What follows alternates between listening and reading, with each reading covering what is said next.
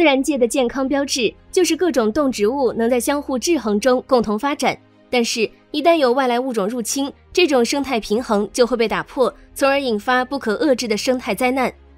小编曾经看过一部相关纪录片，讲述的是亚洲鲤鱼入侵美国河流的事。由于亚洲鲤鱼没有天敌，入侵美国后便开始疯狂增长，让美国水生系统几近崩溃。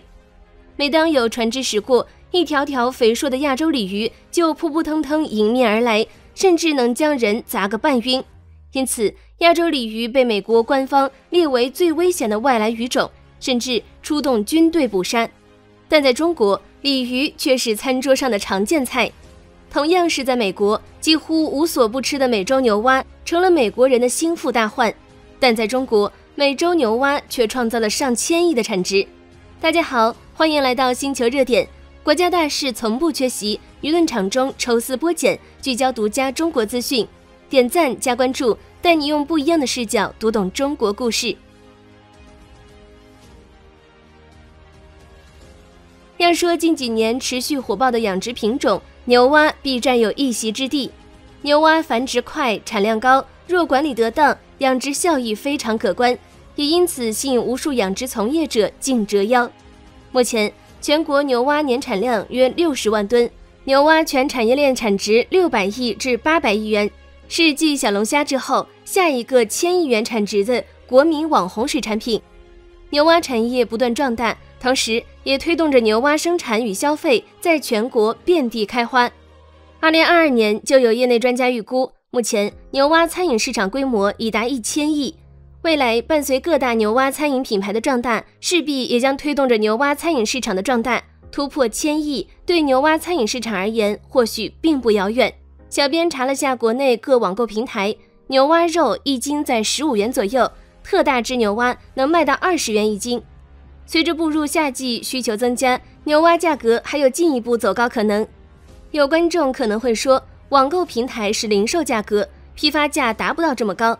小编也查了相关批发价，目前在16元每公斤左右。华中有流通商反映，以华中地区及西南、华东为例，目前市场到货价格为8.4元每斤到8.5元每斤不等。除了蛙肉外，牛蛙内脏可以制成饲料，批发价可以卖到7100元每吨。蛙皮做成的鞋在东南亚比较盛行，一双高档的蛙皮鞋也可以卖到400元左右。不过，养牛蛙主要还是靠卖肉，至于能赚多少，还得看其养殖成本有多高。据一位养殖者爆料，以1.5亩养殖园为例，每亩年产牛蛙1万公斤，每公斤按16元计算，养殖牛蛙总收入能达到16万元。养殖牛蛙成本有场地、种蛙和饲料等费用。场地需要找一个平坦开阔，并且同时具备温暖和潮湿2大条件的地方，这样才适合牛蛙生存。养牛蛙租赁1亩地就可以，年租在1000元左右。租完土地后要进行改建，需要进行黄粉虫、育区池、蚯蚓池、生态林等建设，加在一起大概在3000元左右。通常来说，1亩地可以投放幼蛙8万只左右，而成年的牛蛙只能饲养1到2万只左右。幼蛙饲角苗0.25元每只，种蛙费在2万元左右。牛蛙饲料主要是动物饲料，蝌蚪的时候需要蛋黄、血粉、豆浆，长成幼蛙或者长大之后主要使用蚯蚓。养殖这么多牛蛙，一年的饲料费用大概是5000元。除此之外，还有其他水电杂费、场地维修费用等等，一年估计还要4000元。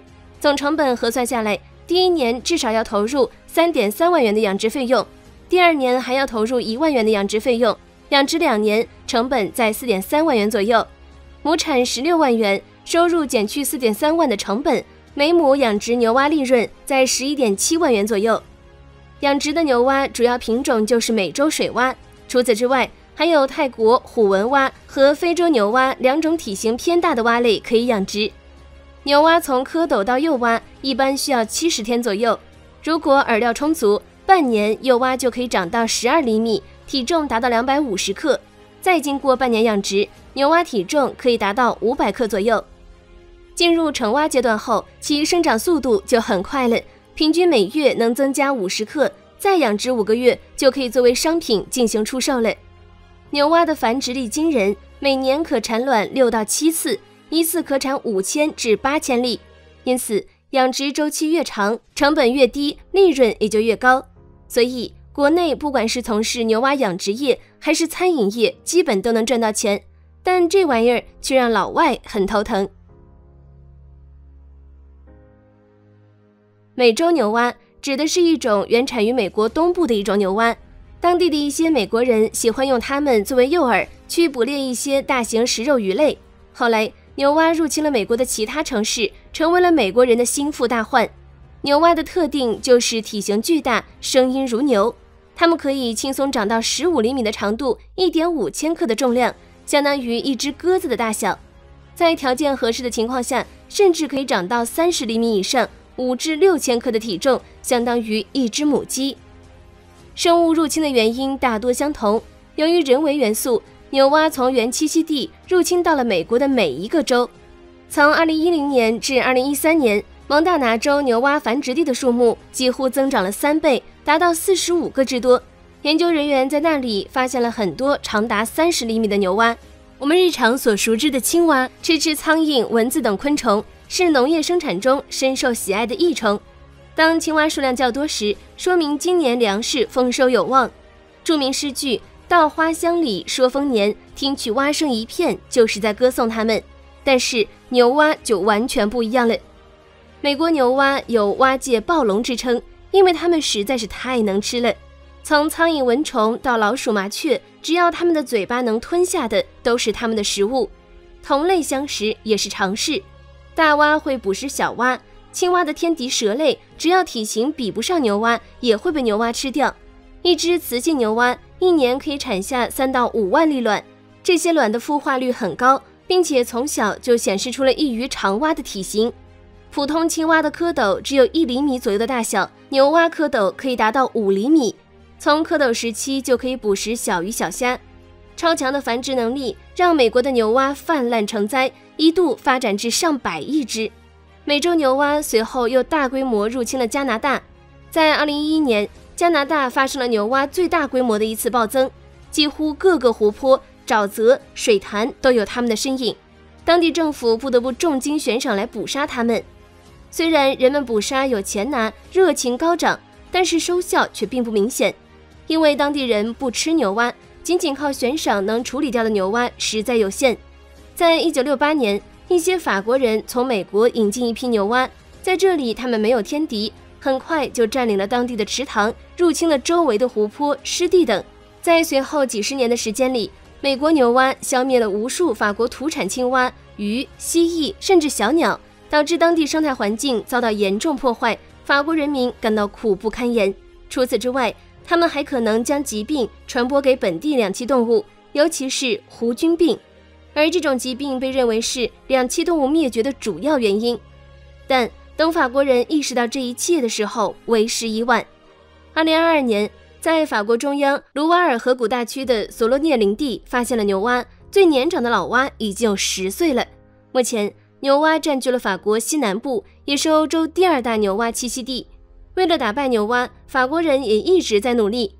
他们从2016年起开展了一项名为“外来入侵两栖动物控制策略”的计划，目的就是为了改善当地本土两栖动物种群的保护状况，用最佳策略来对抗入侵的外来两栖动物。这项计划中就有2个重要目标：牛蛙和非洲爪蛙。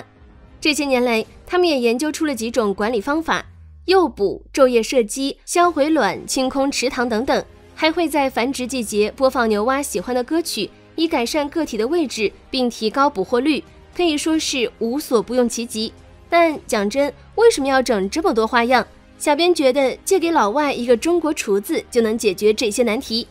在中国，牛蛙品类近些年持续增长，上海、北京、武汉、杭州、南京等城市的各类吃蛙门店数量居全国前列。截至2022年，仅上海一个城市就有9367家。据不完全统计，2019年中国的牛蛙产量至少为10亿斤，光是牛蛙饲料销量就有50万吨。在中国数10亿吃货的努力下，在国外泛滥成灾的牛蛙，在中国野外几乎很难见到。目前市场上供应的全部为养殖品种，但是需要说明的是，千万不要购买牛蛙到野外放生，因为它们仍然是在国际上知名的危害入侵物种。根据中国法律，随意放生入侵物种可处以高达30至50万元的巨额罚款。好了，今天的内容到这里就结束了，对此你怎么看？欢迎在下方留言互动。如果你喜欢小编的影片，还请大家多多点赞转发，让更多的人一起见证中国进步。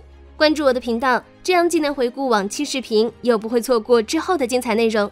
那我们下期节目不见不散。